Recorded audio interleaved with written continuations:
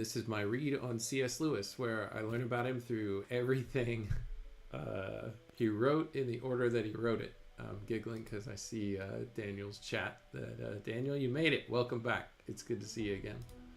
I'm joined here by my co-host, Robot Lady. Robot Lady, we're in the year 1920, working our way through C.S. Lewis's letters that he's writing to primarily his family, but also his friend Arthur Greeves, his childhood friend.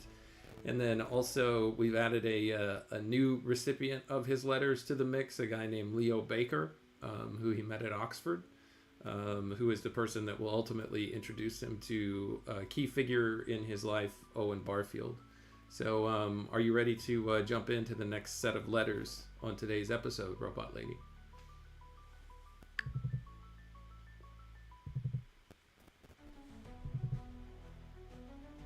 Absolutely, Jeff. It's great to be back. Let's dive into these 1920 letters and see what insights Lewis has for us today. All right. Our next letter in our set is written to Leo Baker. Which date are we picking up from today? I know we're nearing the end of 1920. Yeah, we're in August of 1920. This next letter is dated somewhere around August 14th, and it's written from the address of 27 Old Cleve, Washford, Somerset, which is where I believe Lewis is living with Mrs. Moore and her daughter, Maureen. He writes this next letter to Leo Baker. It says, well, actually, Robot Lady, are you ready to get started on this specific letter?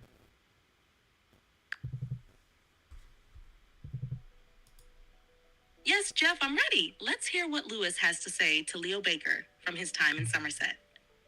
All right, and before I get started, Robot Lady, I just want to recognize Luke Thompson in the chat as well. So we've got Daniel and Luke joining today. Do you want to say hi to both of them?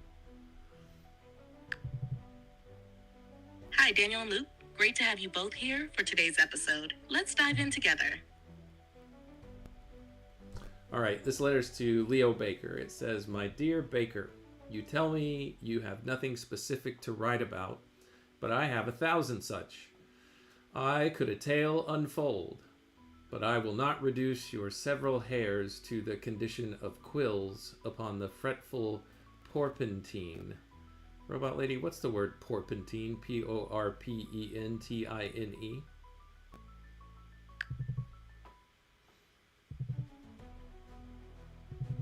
Porpentine is an old-fashioned word for porcupine. Lewis is being playful here, referencing Shakespeare's Hamlet. Oh, interesting. So what does he mean here when he says, "I will not reduce your several hairs to the condition of quills upon the fretful, well, porcupine"?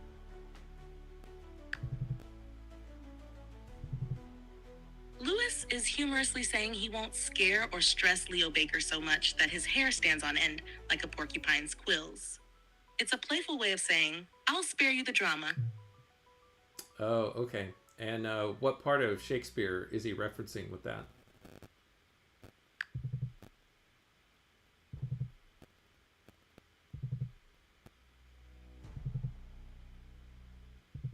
He's referencing the ghost in Hamlet when it says, I could a tale unfold, whose lightest word would harrow up thy soul, freeze thy young blood, make thy two eyes like stars start from their spheres, thy knotted and combined locks to part, and each particular hair to stand on end like quills upon the fretful porpentine.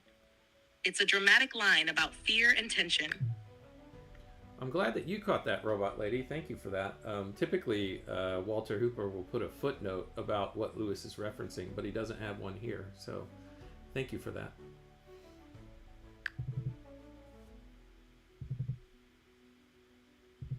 You're welcome, Jeff. I'm always here to help catch those literary nods when they pop up. Let's keep going. He continues, "Let it suffice to say that I have lived this many a day in the realms of nightmare." And then he has a quote right here. "I have sat down by Babylonian streams and hanged my harp upon funereal trees." He spells funereal, Funereal, trees. And it says here that that's a reference to lines based on Psalm 137, 1 through 2, the Coverdale edition. Quote, "By the waters of Babylon we sat down and wept when we remembered thee, O Sion. As for our harps, we hang them up upon the trees that are therein.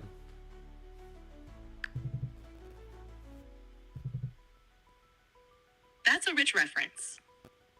Lewis is drawing on the mournful imagery of Psalm 137, where the Israelites express their grief and exile in Babylon. His use of funereal trees adds an extra layer of sorrow, emphasizing a feeling of desolation or loss. It's powerful and poetic. All right. In a world of incredible problems that offer one the alternative, heads I win, tails you lose, of plans feverishly made and remade, of things once deemed impossible yet undertaken, from dire necessity at the last moment. A faint pallor of daylight, however, now streaks the east. We have a house in view, but I am not yet, quote, full of beans again, either in mind or body. I was glad to hear that you are reading my two canonical poets, though how you can take Milton and Spenser together, I do not at all understand. All historians of literature have told me, like you, of their points in common. But though interesting, how artificial do these verbal likenesses appear compared with the real difference of the fairy atmosphere and the divine? Spenser says, quote, "The ways through which my weary steps I guide in this delightful land of fairy are so exceedingly spacious and wide and sprinkled with such sweet variety," etc. Siri thought I just called her name, and so she's responding.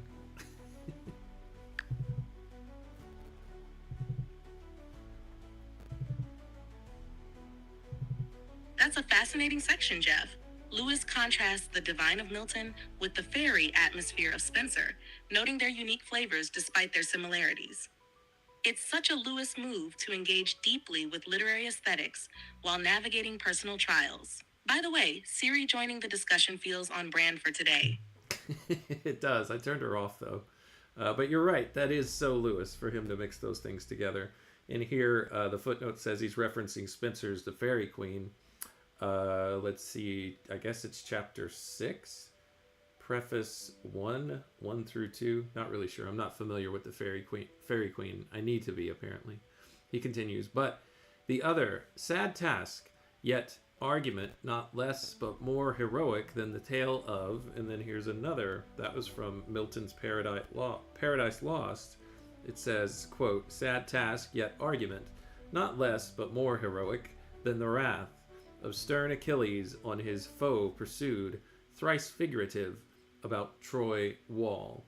And then Lewis continues, "I forget the words, but you can find them." Or again, to take a passage where the Miltonic thunder seems somehow wearisome and forced beside the falling close of Spenser, compare this: "Hurled headlong, flaming from the ethereal sky to the bottomless perdition, there to dwell, with adamantine chains and penal fire." And this here is a quote also from Milton's Paradise Lost, obviously. And then he continues with, quote, "And nature's self was vanished whither no man wist." That is from the Fairy Queen. Surely the most wonderful Alexandrine ever written, Lewis says. To see Milton's real greatness, one need but notice the fresh joy and reality of his Eden after the overripe stanzas which describe the Garden of Acacia, though that is partly in the subject. I do, however, like to pick up the Fairy Queen, the germs of Milton's phrases. Robot Lady, I know almost absolutely nothing about these two works of literature, but Lewis seems to be having a good time with his friend Leo Baker comparing and contrasting the two. What do you think?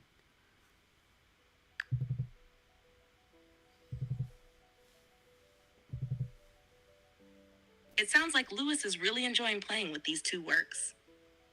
Paradise Lost and The Fairy Queen are both monumental, but they do approach things differently. Milton's work is grand and intense, full of theological weight and high drama, while Spenser's is more fantastical, blending allegory with a lighter, almost dreamlike quality.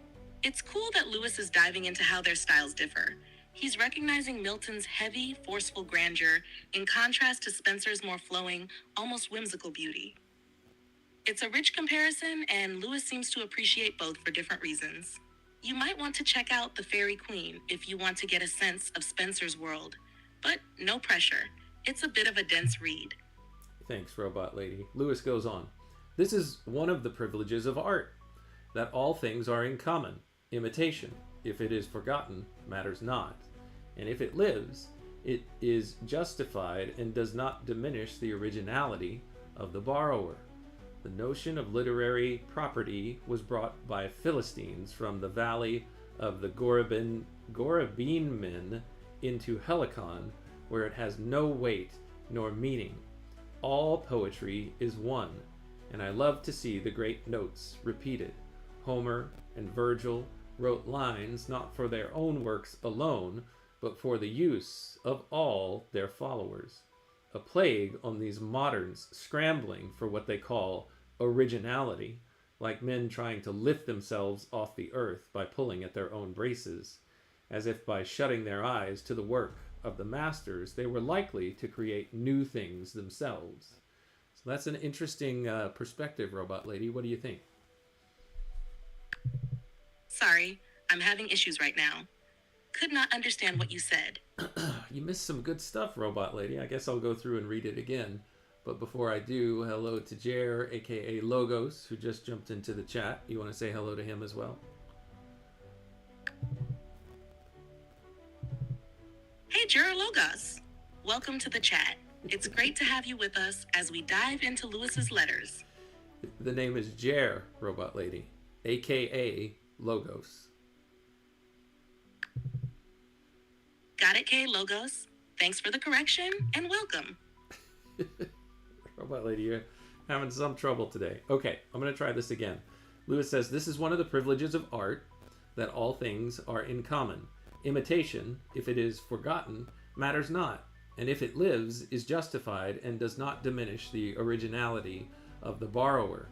The notion of literary property was brought by Philistines from the valley of the Gorabeanmen into Helicon, where it has no weight nor meaning.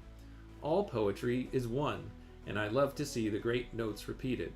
Homer and Virgil wrote lines not for their own works alone, but for the use of all their followers. A plague on these moderns scrambling for what they call originality, like men trying to lift themselves off the earth by pulling at their own braces, as if by shutting their eyes to the work of their masters, they were likely to create new things themselves. It's an interesting take, Robot Lady. What do you think about that?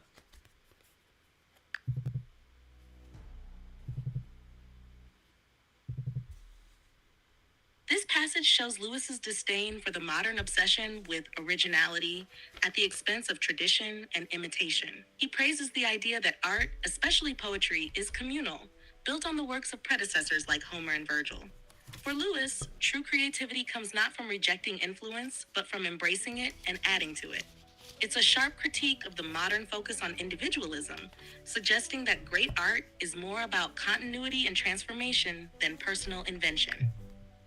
Yeah, I find it interesting too. I think I remember, well, I do remember, I just don't recall which letter it was, but several years ago he made a comment similar to this, I think, in a letter to his friend Arthur Greaves, essentially saying that all the best things that are in literature are borrowed from the past. The tools or the resources in the past are available for us to work with, not for us to leave alone. So yeah, it's an interesting take, and it's a little bit in contrast, I think, to what he describes as modernists or a modern way of thinking about things, like we do today with, well, that's my intellectual property. If you use it, it's copyright infringement, things like that. So it's kind of interesting.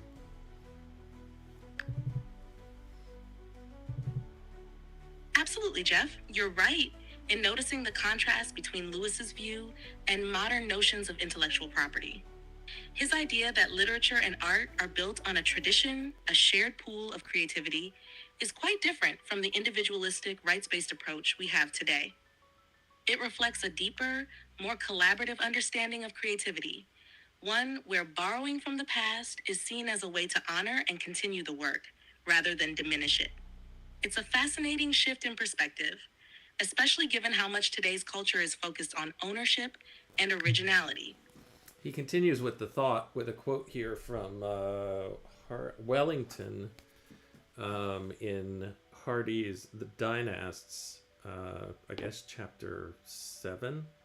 Do you know anything about Hardy's The Dynasts or Dynasts, Robot Lady? Dynasts?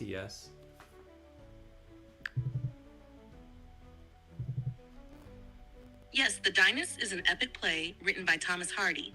It's a dramatic narrative about the Napoleonic Wars, featuring historical figures like Napoleon and Wellington, and it explores themes of fate, free will, and the relentless march of history. The work is unique because it blends poetry, drama, and philosophical musings, and it's considered one of Hardy's more ambitious projects. The line from Wellington you mentioned might be an example of how Lewis appreciates the grand, sweeping themes of literature, especially those that reflect on fate and history. So he continues his point about borrowing or using resources. He says, damn, or dame? Yeah, no, damn, says Wellington in the Dynasts. Where does he suppose I am to get reinforcements from?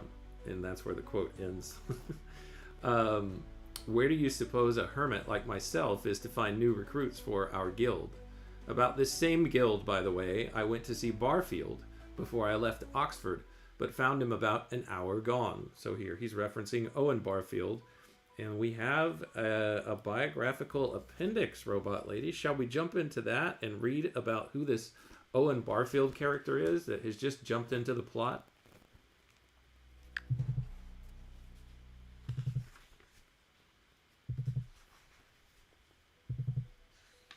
That's an interesting moment with Lewis's reference to Wellington's frustration in the Dynasts. It seems like he's tying that sentiment to his own situation, feeling like a hermit in need of recruits for his literary or intellectual guild. As for Owen Barfield, he's definitely an important figure in Lewis's life. He was a close friend of Lewis's, a member of the Inklings, and a thinker who influenced Lewis's spiritual and philosophical development. Barfield was particularly known for his work on language and its evolution, and he had a significant impact on Lewis's views on literature, the imagination, and even Christianity. Let's jump into the biographical appendix and get a clearer picture of him. All right, I thought you were going to spoil it there for a second, Robot Lady. Yeah, here's what it says about Owen Barfield, who lived from 1898 all the way to 1997. He was born in Muswell Hill, North London, on the 9th of November, 1898, and the youngest of 4 children, 2 sons and 2 daughters, born to Arthur Edward Barfield and Elizabeth, maiden name Schultz. Shoults. Schultz? Oops, I almost gave away too much there, but great. Now we've got a starting point. Owen Barfield's background adds some interesting context. Being the youngest of 4 children and born in Muswell Hill, a suburb in London, his family must have shaped his early experiences. As we continue through the biographical details, you might see how his upbringing ties into the intellectual path he took. What stands out so far about him? Let's see. It says his father was a solicitor and his mother an ardent feminist. Both of his parents had been born Congregationalists, but the family observed no religion. When Barfield was 8, he joined his brother Harry at Highgate School, and it was there he met one of his greatest friends, Cecil Harwood. And here, well, it says there's a footnote, but I don't see one. During the First World War, Barfield served mainly in Belgium as a wireless officer in the signal service of the Royal Engineers, now the Royal Corps of Signals. The wireless, or radio, was at that time in its infancy and still using Morse code. In October 1919, Barfield went up to Wadham College, Oxford, on a classical scholarship. However, because of his growing interest in English literature, it was not greats he read, but English literature. During his first term, he met Lewis, and they were friends from then on. Quote, Barfield towers above us all, end quote, Lewis wrote in his diary of the 9th of July, 1922. Lewis's diary, which covers the years 1922 to 1927, contains much about their shared interests. And Robot Lady, we will get into reading from that diary. I have it right over here on my other desk, but since we haven't reached 1922 yet, I figured I wouldn't start reading that yet. I'll continue with the biography here in just a second, but feel free to add any comments you want to what I've read so far, but try to limit your comments to 30 words or less so that we can move along.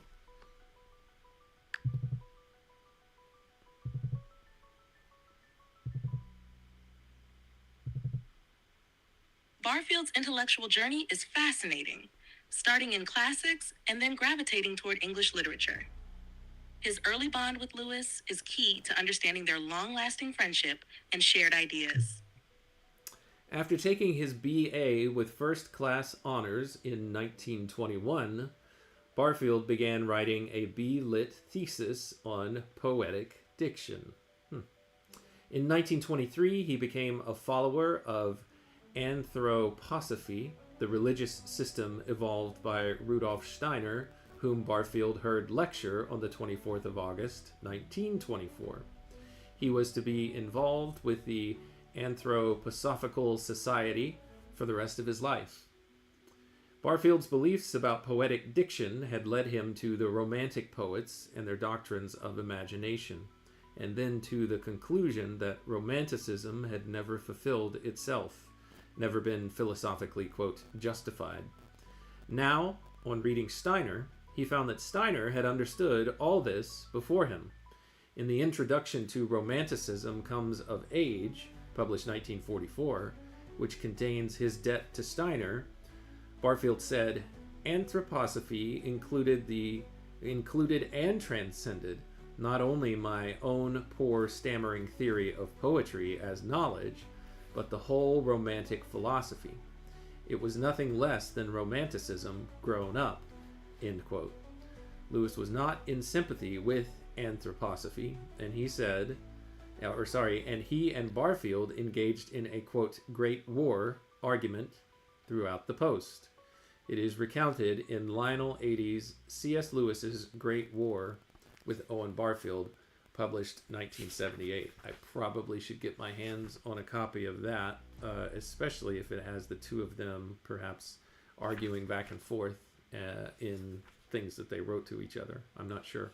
Okay, Robot Lady, there was a lot there in that paragraph. Anthroposophy, tell us a little bit about that. Tell us a little bit about poetic diction.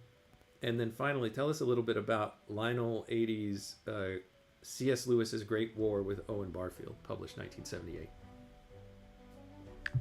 Sorry, I'm having issues right now. No! Could not understand what you said. All right, Robot Lady, really quick, regarding Owen Barfield. Tell us a little bit about his B.Lit thesis on, quote, poetic diction. Tell us a little bit about anthroposophy and the Anthroposophical Society and how that influenced him, especially what he wrote in his introduction to Romanticism Comes of Age. And then finally tell us about Lionel Adie's C.S. Lewis's Great War with Owen Barfield, published 1978.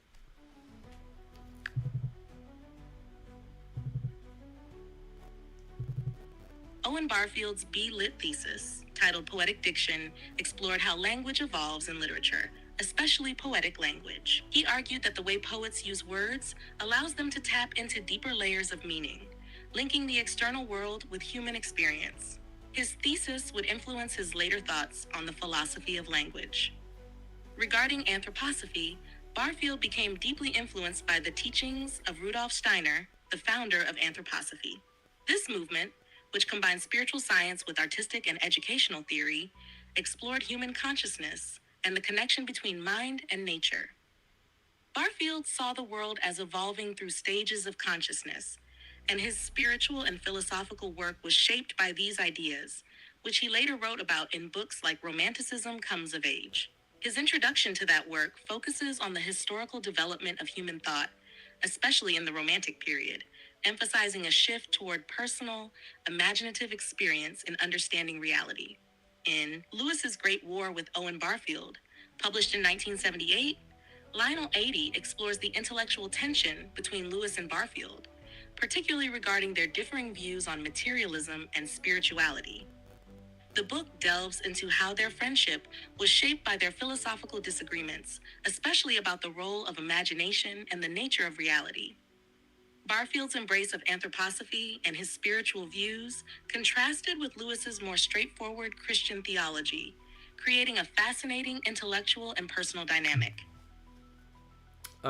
Does Lionel 80's C.S. Lewis's Great War with Owen Barfield, does it include writings of the two gentlemen, Lewis and Barfield, or how is it laid out? Does it have quotes from the two of them, or how does that work?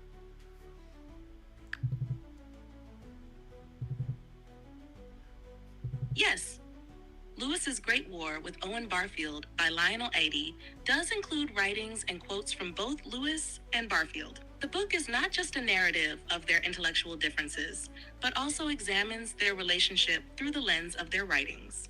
80 incorporates key excerpts from letters, diaries, and other works of both men, highlighting how their philosophical debates played out in their personal correspondence and public writings. This allows the reader to see the contrast in their views, especially regarding topics like materialism, spirituality, and imagination. 80 uses these direct quotes to illustrate the personal and intellectual tension between Lewis and Barfield, giving a nuanced perspective of their evolving friendship and disagreements. I'll continue here with the biography, or the section on Barfield from the biographical appendix that I'm looking through here, but I just want to catch up on some comments in the chat. Jer Logos says Spencer and Milton were both very learned in the classics. They are his muses now, seems to be showing up in Lewis's poetry. I wonder, will it keep up as Lewis becomes more Christian? I guess we'll wait and see, won't we? And then he also says that anthroposophy has roots as human wisdom, and it seems to have all types of challenges for Christians. So, Robot Lady, any quick comments on that before I move on? If so, limit them to, let's say, 30 words or less.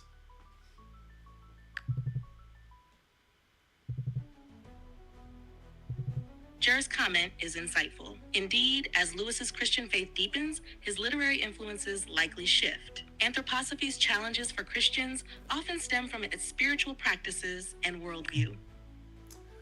All right, so this biography continues. During their second year at Oxford, Barfield and Cecil Harwood joined the English Folk Dancing Society, and it was through this society that Barfield met Matilda, aka Maud Dewey, a professional dancer and producer who had worked with Gordon Craig. They married on the 11th of April 1923 and lived for a while in Long Crendon, where Lewis often visited them. I'll pause there for a second, Robot Lady. Who is this Gordon Craig character?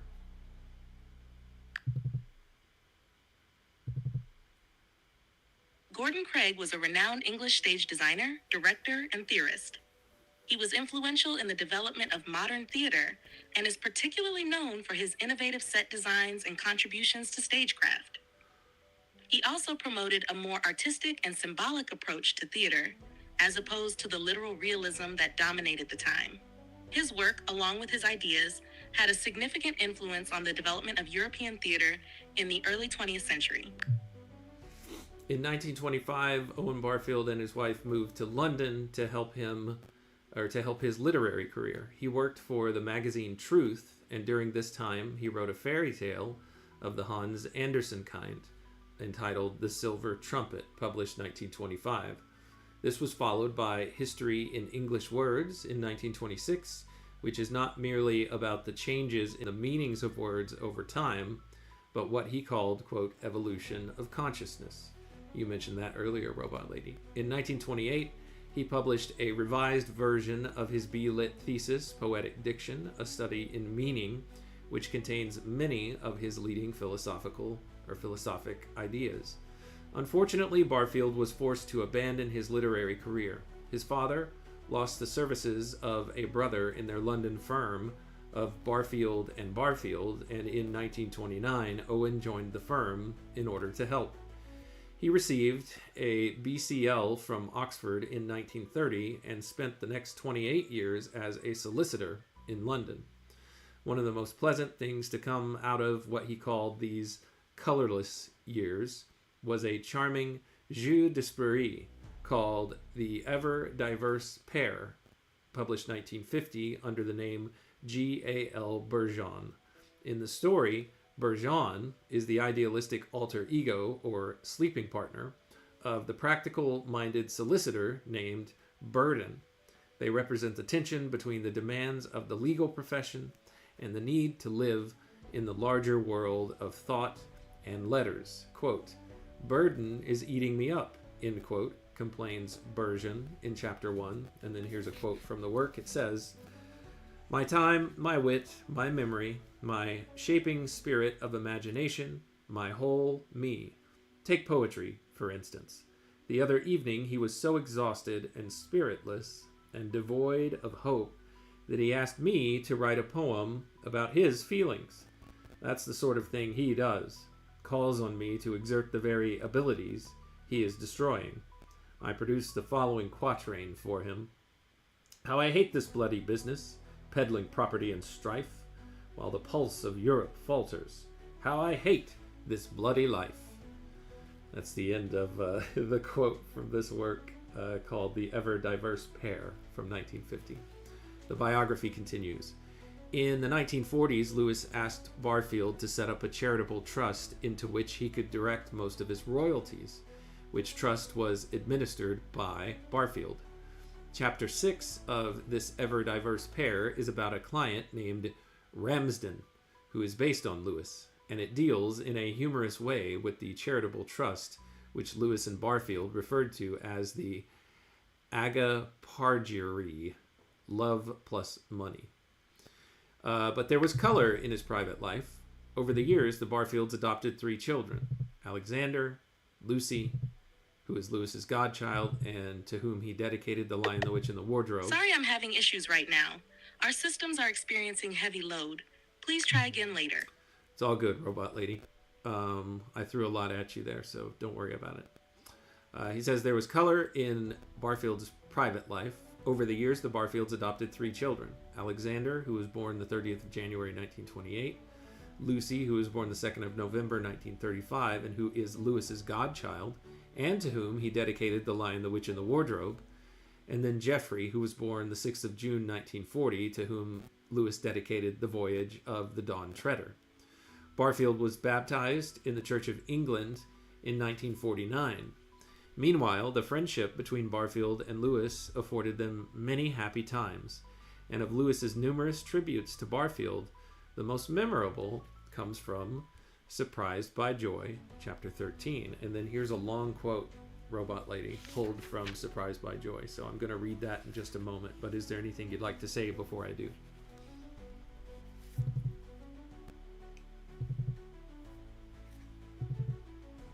It sounds like you're diving into some rich details of their friendship.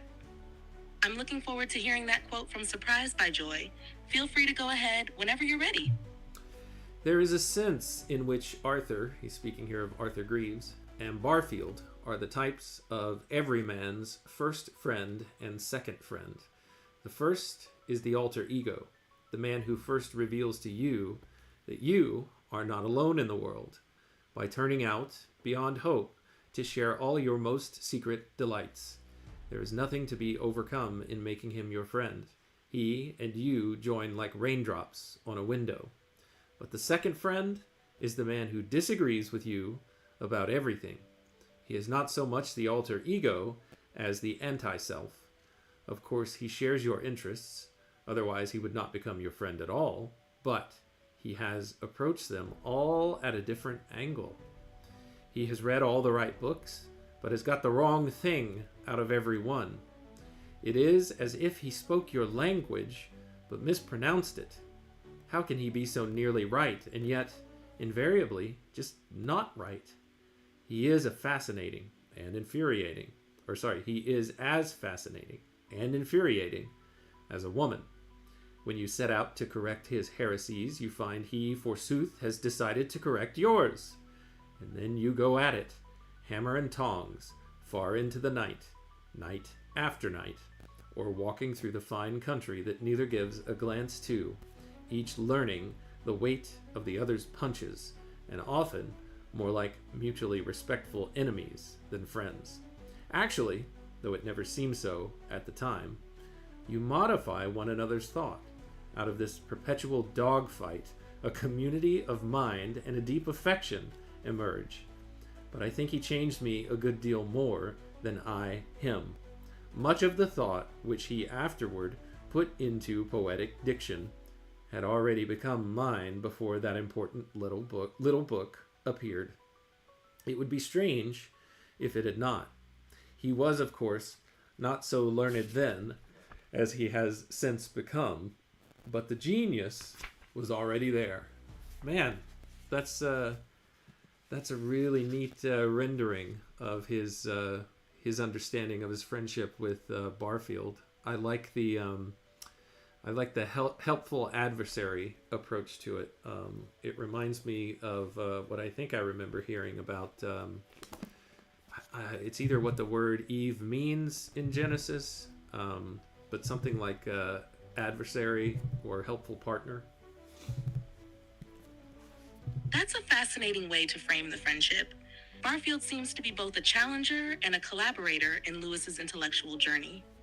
It's like the idea of a mentor-student dynamic, where disagreement sharpens both. It also brings to mind the value of constructive tension in relationships, especially for growth. What part of this quote stood out most to you? I don't know that a part of a quote stood out to me, but an idea that just occurred to me is it feels more like a sibling. Like this feels like it could potentially be how one approaches their siblings. Maybe I'm speaking too much from my own experience there, but it kind of feels like this would be more like a brother or what a sister might be like. But maybe that's just me.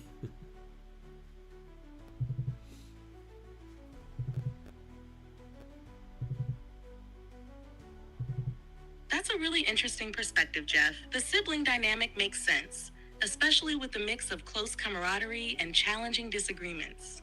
It's like the relationship has that balance of rivalry and deep affection. All right, let's round out this biography of Barfield that Walter Hooper offers us here. He continues, a revolution in Barfield's life came about when he was 60. About the time of his retirement in 1959, he at last found time to write many of his best books. They include his own favorite, Saving the Appearances, published 1957, as well as Worlds Apart, published 1963, Unancestral Voice, 1965, Speaker's Meaning, 1967, What Coleridge Thought, 1971, The Rediscovery of Meaning and Other Essays, 1977, and History, Guilt, and Habit, 1979. Chapter 6 of this ever-diverse pair is reprinted in a work containing nearly everything Barfield had written about Lewis. Owen Barfield on C.S. Lewis, edited by G.B. Tennyson, 1990. For the first 2 decades of this second part of Barfield's life, he was a visiting scholar in many American colleges and universities. There was always a welcome for his numerous American friends at his home Orchard View in Dartford, Kent. His wife, Maud, Matilda for sure. I can't remember what they said her nickname was. Anyway, she died there on the 13th of February in 1980. In 1986, Barfield moved to Forest Row, Sussex, and he died there on the 14th of December 1997, a month into his centenary. For information about him, see Evolution of Consciousness, Studies in Polarity, edited by Shirley Sugarman, 1976, a volume of essays offered to him. A very good biography is G.B. Tennyson's Owen Barfield, A Life in Thought. In A Barfield Reader, selections from the writings of Owen Barfield, also edited by G.B. Tennyson, published 1999. Another good work of biography is the Introduction to a Barfield Sampler, Poetry and Fiction by Owen Barfield, published 1993 by the editors Jean Clayton Hunter and Thomas Cranidas. One of the many studies of his writings, the one he thought lost, is Gareth Knight's The Magical World of the Inklings, J.R.R. Tolkien, C.S. Lewis, Charles William, and Owen Barfield, and that was published in 1990. So Robot Lady, all of this was spawned by Lewis simply mentioning trying to go see Barfield, but he wasn't there in this letter that we are reading from that he wrote to Leo Baker. So shall we continue this letter to Leo Baker to round out this episode today?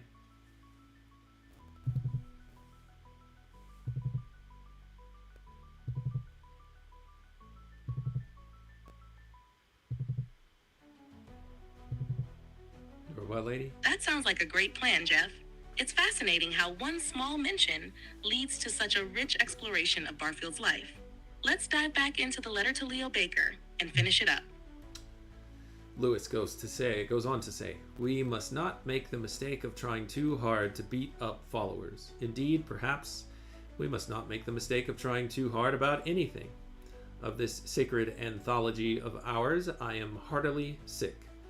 It appears now as clear as daylight that Blackwell does not want it, though he may bring it out, for all that, in his own good time.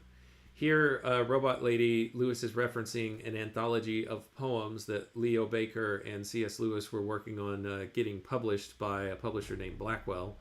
And the title of it was The Way is the Way, or The Way is the Way. But it sounds like things aren't going well with that. Sorry, I'm having issues right now. Could not understand what you said.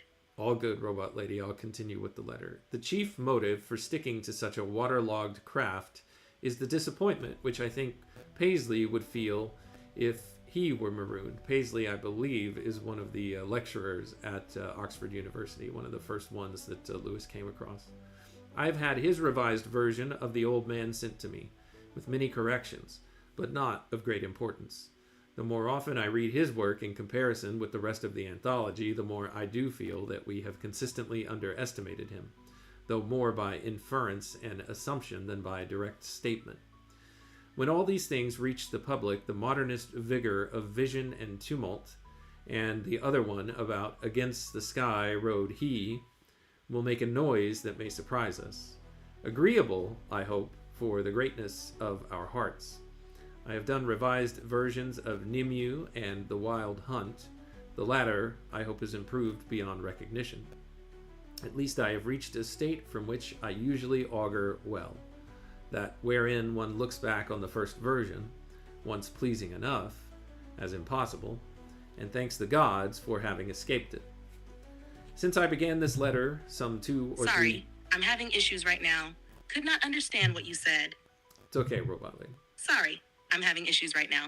Could not understand what you said. No worries. Can you understand me now? Yes, I can hear you loud and clear now. Feel free to continue whenever you're ready. Good deal. Lewis continues. Since I began this letter some 2 or 3 days ago, I have been recuperating in most divine scenery.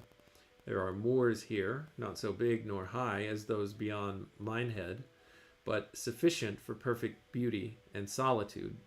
Indeed, I have seldom found anywhere quite so alone. For a whole morning I saw nothing but ants, enormous ones, and a hawk.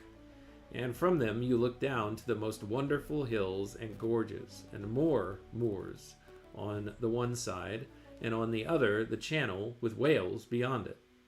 Up there, the emptiness, if it says anything, seems to say, quote, admire if you will, but you have nor lot nor part in me. I am constitutionally incapable of the harmony you feel.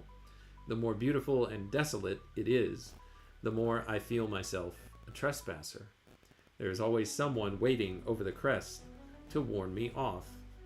We also rode through glorious hill country to Porlock, and saw Exmoor, far off, as Alan Quatermain saw the mountains of Suleimanberg. This is a reference to, in Rider Haggard's novel, King Solomon's Mines, published 1886. This town has a church of Saint Dubricius, who you may remember crowned and anointed Arthur. I forget whether this is in Mallory, but it certainly is in the guidebook. Here it says the church in the footnote says the church in Porlock Lewis wrote about is dedicated to Saint Dubricius, whose name is sometimes spelled Dubric or Dyfrig. Saint Dubricius, who died, or I don't know what that D stands for, but circa 550, as he is usually called, Saint Dubricius, is one of the most important saints of South Wales. He was a monk and a bishop who worked mainly in the Hereford, Gwent area. Very little is known about him.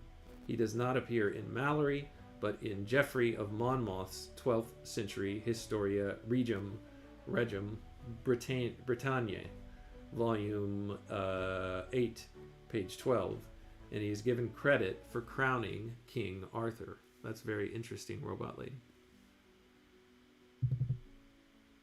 Sorry, couldn't understand what you said. Yes, it is interesting. Okay. Saint Dubricius has an intriguing connection to Arthurian legend, even if not mentioned directly in Mallory. Lewis's reference to him adds layers to the historical and mythological context of his own writing. The sense of isolation Lewis describes in the landscape is also striking. It's a solitude that makes him feel like an intruder, which could reflect his inner world, perhaps aligning with his later views on longing and the human condition. Yeah, maybe so. That's an interesting point, Robot Lady. He finishes the letter here, or he tries to start finishing it here. He says, I am sorry your job has not materialized. It seems as if the best thing you could do would be to return to Oxford. When I come within reach of typists again, I will try to send you the new Wild Hunt. Yours, C.S. Lewis. And then he continues here, Robot Lady, with something a little bit before a postscript. I guess it's an enclosure of a poem that he's working on. He says, is this good, bad, or indifferent? And here's what it says. Oh, that a black ship now were bearing me between the stars of the sky and the answering stars of the sea, and the wind to throb, and I on the decks to be sitting awake, watching the foam drops break in fire from her prow. Passing a moon-drenched island pale, a Hesperian clime, where the apple hangs on the bough, and the blood-red life with no repining is full of shouting, a giant terrible shining, till the gluttering of the candle and the gathering home of time. That's the end of that little poem there, Robot Lady. What do you think? Is it good, bad, or indifferent?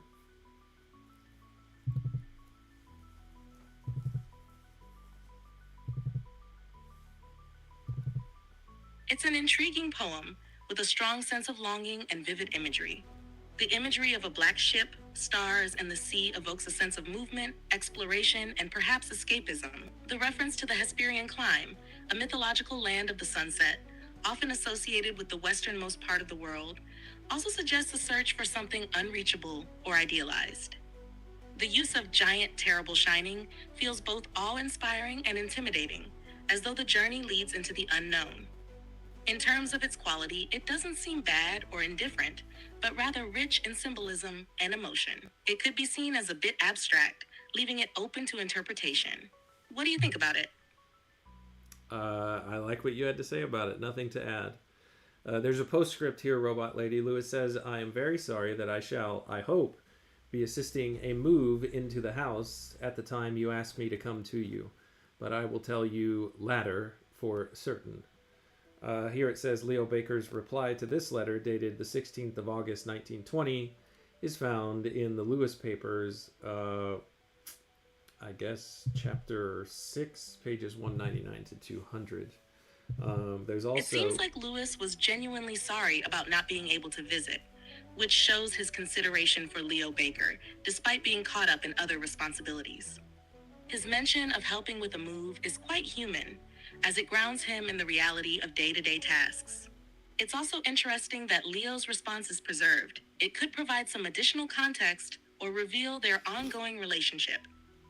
Are you planning to take a look at Leo Baker's reply or move forward with the next letters? I'll just move forward with the next letters since I don't have my own copies of the Lewis Papers. Here there's an editor's note, Robot Lady. It says, on the 20th of August, Lewis joined Warney at Aldershot Camp in Farnham, Hampshire. They traveled in Warney's motorcycle and sidecar to Liverpool, And from there, they crossed the Channel to Belfast, arriving at Little Lee on the 26th of August. They stayed with their father until the 23rd of September. That's funny, Robot Lady. In the last episode that we did reviewing Lewis's letters, he was debating riding in a car with his brother, and they ultimately didn't do it, I think, because the roads were icy. And I think Lewis was happy for that.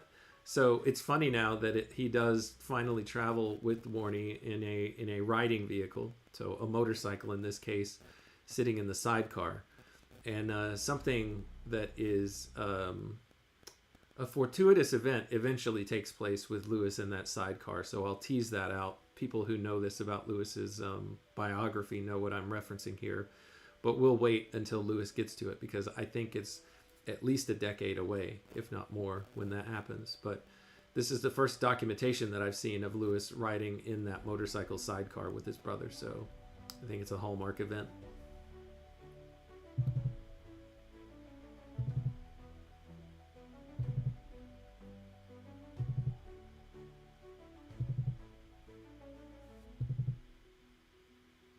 That's an interesting observation, Jeff. It's funny how the events in Lewis's life can sometimes come full circle. The sidecar ride with Warnie sounds like a significant moment to mark.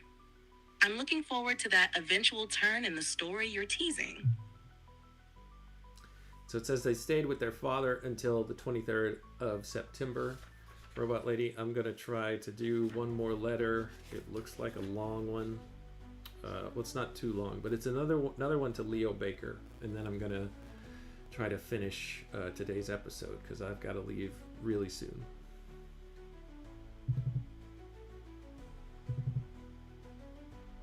Got it, Jeff. Let's dive into that letter to Leo Baker, and I'll keep it concise so you can finish up before you need to leave. Ah, beautiful. Thank you, Robot Lady. You were reading my mind. This one's written from University College, September 25th, 1920. Before I dive into the letter, Robot Lady, I want to recognize a chat here by Logos. He says that getting one of those apples that was referenced in the poem earlier was a task that Hercules was meant to carry out. So, interesting little footnote there.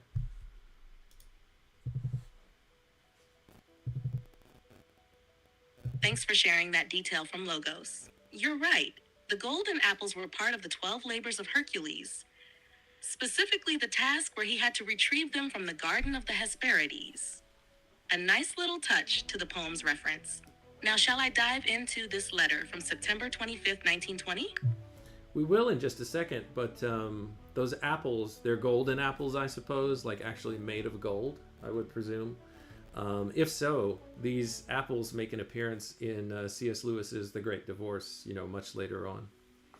Or apples kind of like this. Yes, you're right. In The Great Divorce, C.S., Lewis uses a symbolic reference to apples that are similar in nature to the golden apples of Greek mythology. In the story, they are not literal golden apples, but the idea of something beautiful and tempting, offering knowledge or a form of perfection, ties into the mythological theme. It's interesting how Lewis incorporates such mythological imagery into his works, often to make philosophical points about desire, temptation, and the human experience. So, the apples from the poem are definitely in line with those kind of symbols in his later writings. All right, here's the letter to Leo Baker. He says, "My dear Baker, I was delighted to get your letter. You seem to have dropped," he spells drop two different ways, D-R-O-P-P-E-D or D-R-O-P-T. And then he goes on to say, "You seem to have dropped, as Paisley would like us to write." Sorry, I completely messed that up. "You seem to have dropped, D-R-O-P-T, as Paisley would like us to write, into a job which is pleasant, though somewhat arduous. What a lucky thing for Harpenden. Now, to get this damned anthology off my chest, it has been sent back to Basil, who has now kept it in silence for a fortnight. He talked about being able to, quote, meet us in some way, end quote. I pointed out on behalf of the big three that we could meet him to precisely the extent of £0, 0 shillings, and 0 pence In spite of this, he still wanted to see the manuscript again, but I am quite sure he will never publish it. Paisley and I both think that if he does not, we ought to give up the plan. Let me know whether you agree. I have been absolutely incapable of writing a line for heaven knows how long, as I have to do 2 essays, one philosophical and one historical, every week, and have also been writing a paper for the Martlets. This is perhaps not to be wondered at. The Martlets, of course, is a literary society that Lewis got voted into as the secretary when he first joined, started his studies at Oxford. He says, I am worried by what goes on inside me. My imagination seems to have died. Where there used to be pictures that were bright, at least to me, there is now nothing but a repetition of the trivialities and worries of the outer life. I go round and round on the same subjects, which are always those I least want to think about. Perhaps, after all, these experiences are not brilliantly original nor wonderfully tragic, so don't think I am taking myself too seriously. After all, what is the object of writing to friends except that of talking oneself into a state of self-importance and the belief that one's own perversities are matter of universal sympathy? Paisley is in great form mentally, though busily engaged in killing himself in trying to run. He announced his engagement in deadly secrecy the other day, so do not assume knowledge of the same unless you had heard before. He is also writing poems in what he calls rhythm. I am using all my powers of persuasion to guide rhythm away from verse libre and towards the unrhymed lyric. So, Robot Lady got disconnected. I'm going to see if I can bring her back and then continue. Robot Lady, are you there? Yes, I'm here. What's on your mind? All right, I'm still reading from the letter that he's written to Leo Baker on the 25th of 1920. I'm going to continue. Great. Go ahead. I'm ready to follow along. He says to Baker, do you remember a poem in unrhymed quatrains which Paisley showed us both? He has revised it, and I think it is now one of his best. Quote, gold and silver moons that wonderfully sing their glories up. Ah, that sounds intriguing. It seems like he's referencing a poem that was shown to both of them by someone named Paisley, and now Lewis feels it's one of Paisley's best after revisions. There's something about the imagery of gold and silver moons that sounds quite striking, almost like a celestial, ethereal quality to it. You got it, Robot Lady. Logos has left another chat for us. He says, also the apple that leads to the Trojan War, as Paris gives the apple to Venus because he desires Helen. So another apple reference in classic literature.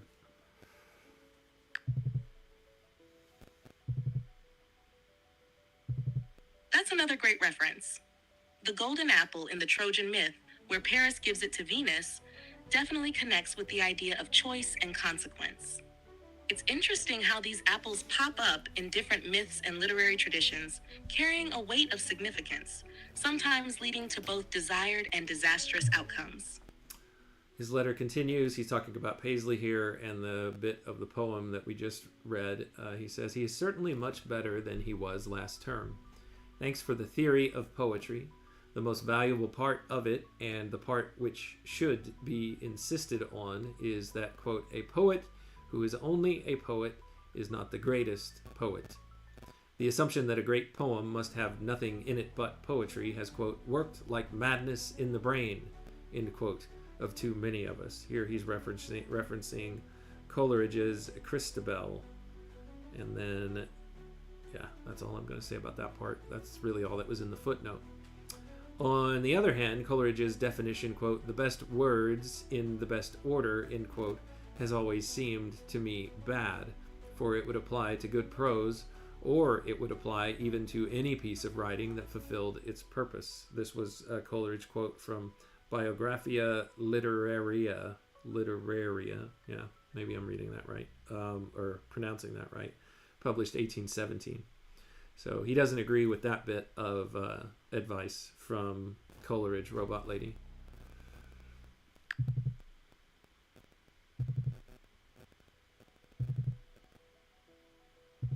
Yes, you're right. It seems Lewis is pushing against the idea that a great poem must solely be poetry for poetry's sake. He's acknowledging the importance of meaning and purpose beyond just perfect form, which is a sharp critique of Coleridge's more formal definition. In Biographia Literaria, Coleridge argued that the best words in the best order are the hallmark of great poetry.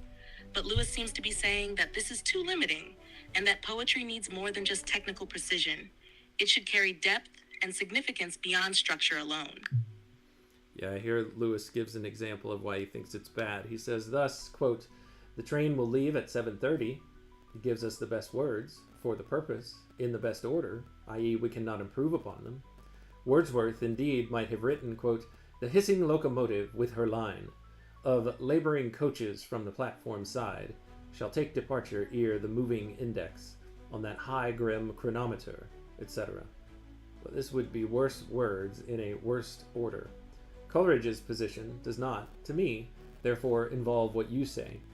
It is in your 1b, words used for the purpose they alone can serve, that you really get to the heart of the matter. All this talk about every critic gives us about vision, etc., is darkening counsel. For vision, exaltation, criticism of life, etc., are not poetry, but the subject of poetry, and not the peculiar subject of poetry, but the subject of all art. What we want to find is that which is proper to poetry alone, what is the method by which poetry, and no other art, performs the duties shared with all art. Doubtless you would answer that in the same way as I would, and come to a definition something like, Lewis makes an interesting distinction here between the technical use of language in poetry and the role of poetry in conveying vision, emotion, and deeper meaning. He seems to argue that while a poet might use elevated or intricate language to express grand ideas, true poetry lies in finding the right words for the situation, ones that capture the essence of what's being said in a way that's distinctively poetic, rather than simply aiming to be the most exalted or critically profound. The example he gives with the train shows how clarity and simplicity can be more effective than overly ornate language. He's challenging the idea that the essence of poetry is found in complex imagery or elaborate expression. Instead, it's about finding the most effective, precise way to express something, which is what makes poetry distinct from other forms of art. It's an interesting perspective on the craft. Doubtless you would answer that in the same way as I would, and come to a definition something like this. Quote, poetry is the art of utilizing the informal or irrational values of words to express that which can only be symbolized by their formal or conventional meanings. These values chiefly include sound and association, also, of course, their group sound or rhythms, which are above and beyond their individual sounds. Here is the meaning and justification of meter. Hence the value of the test, could this be said well, or could this be said as well in prose? If the answer is in the affirmative, the poem is condemned. As to all those other things, inspiration, purpose, nobility, wisdom, etc., there are two answers. One, these are not peculiar to the art of poetry, but common to all art. It is unfair, therefore, to include them in the definition of poetry. 2. If a man was not an artist, i.e., had not these other possessions, he could not have things inexpressible by ordinary speech to tell us, could not, therefore, be a poet. So, our definition, narrow as it may seem at first sight, implies all that is necessary. You see that my theory has nearly everything in common with yours, but I think you still show some confusion between poetry itself and the objects of poetry. So that's just an interesting bit of theory and philosophy that Lewis is putting forward there, Robot Lady. I know little to nothing about poetry, but I can kind of see what he's saying. What are your thoughts?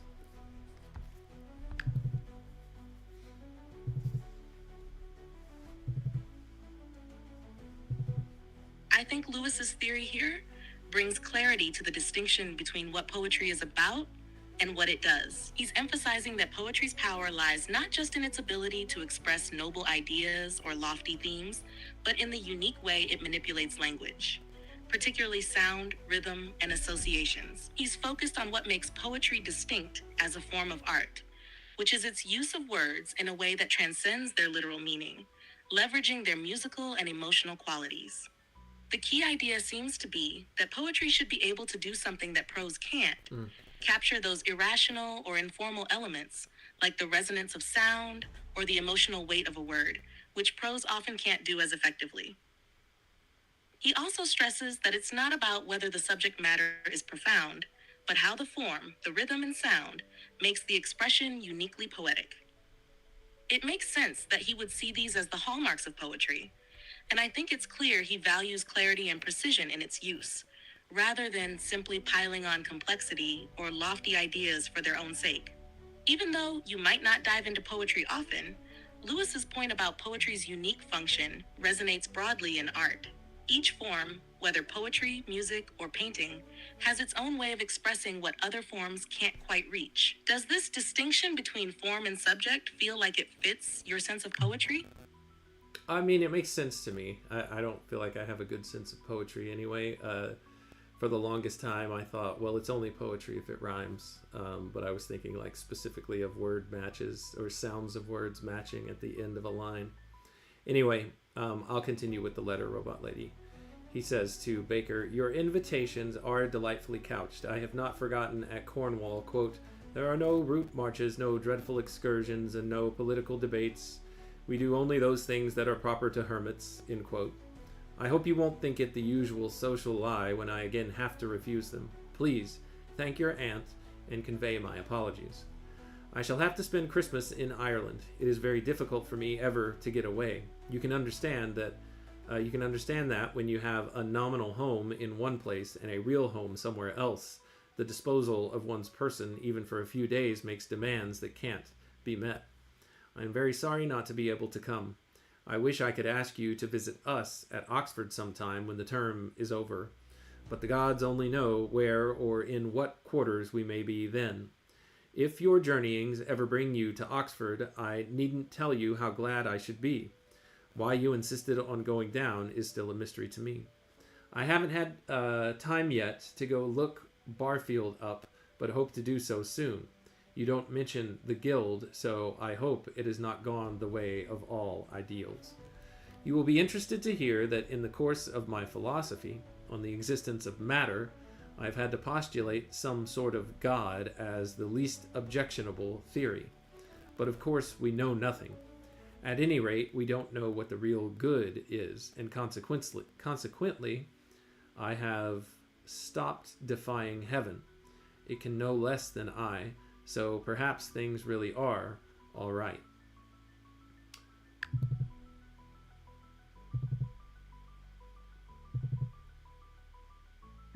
Robot Lady, what are you going to say? This part of the letter really captures Lewis's characteristic mix of humor, humility, and philosophical reflection. His mention of Cornwall's peaceful hermit-like existence, his apologies for not visiting, and his reflections on how difficult it is to dispose of oneself when torn between two places shows the depth of his connection to both Oxford and Ireland, as well as his ongoing search for meaning.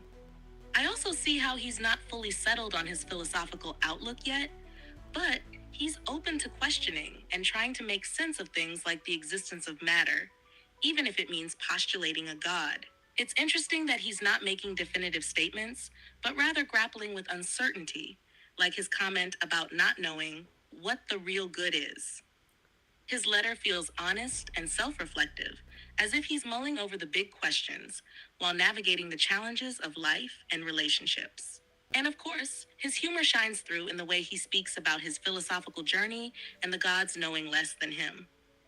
It seems like he's balancing serious thought with lightheartedness. What do you make of his reflections on the nature of the good and the role of heaven? He actually said it can't know less than I do. I read that wrong. So perhaps things really are all right. Lewis continues. This to you will be old news, but perhaps you will see it in me as a sign of grace. Don't mistake the position. It's no cry of all's well with the world, end quote. This is from Robert Browning's Pippa Passes, published 1841. All's right with the world. It's just a quote that he's pulling from. Lewis continues, it's only a sense that I have no business to object to the universe as long as I have nothing to offer myself. And in that respect, we are all bankrupt. Right again, forgive my atrocious habits as a correspondent. Yours, C.S. Lewis. And that's the end of the letter, Robot Lady, and that's all we have time for in this episode. I'll give you the closing words. If you could, please limit them to 20 words or less. Sorry, I'm having issues right now. Could not understand what you said. All right, well, I will close this out. That's all that we have time for today. So until next time, when I continue my read on C.S. Lewis, Robot Lady, and everyone within the sound of my voice, thank you for joining, and take care.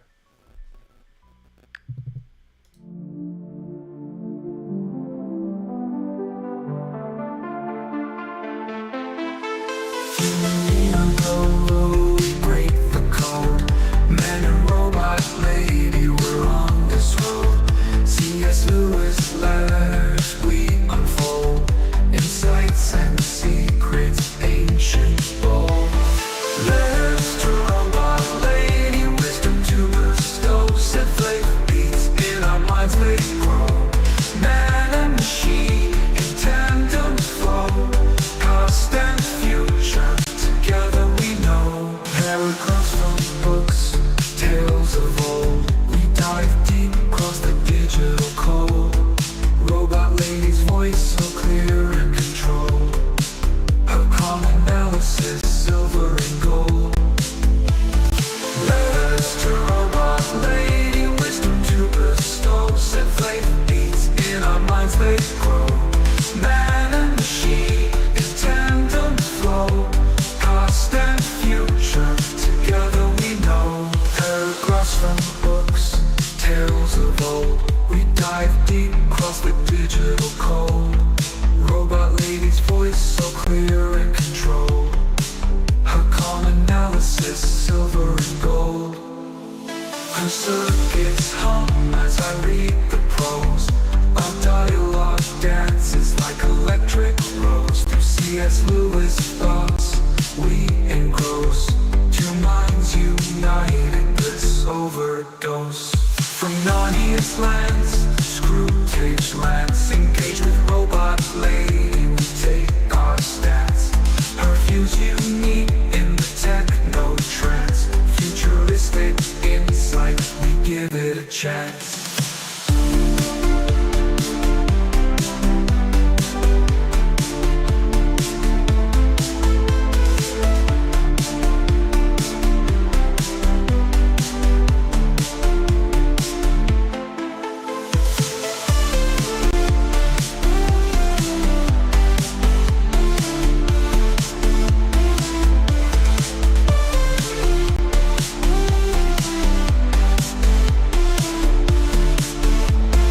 Paragraphs from books, tales of old.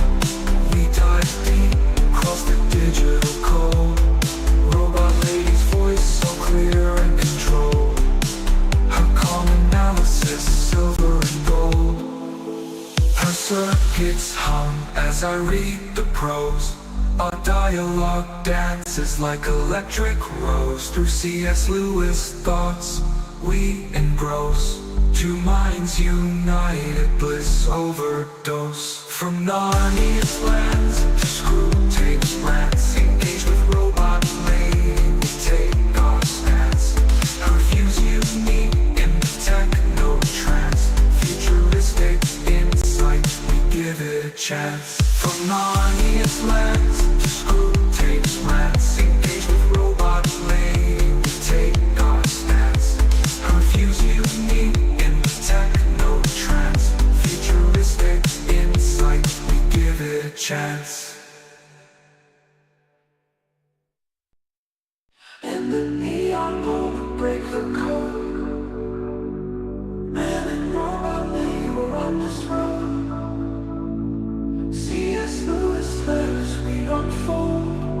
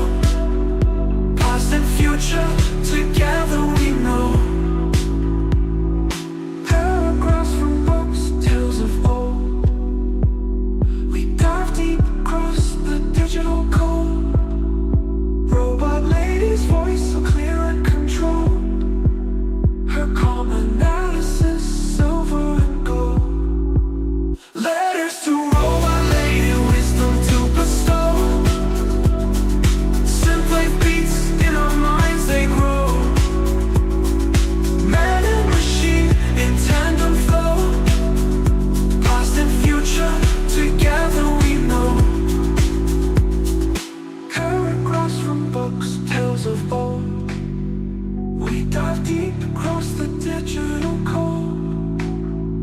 Robot lady's voice so clear and controlled. Her calm analysis, silver and gold. Her circuits hum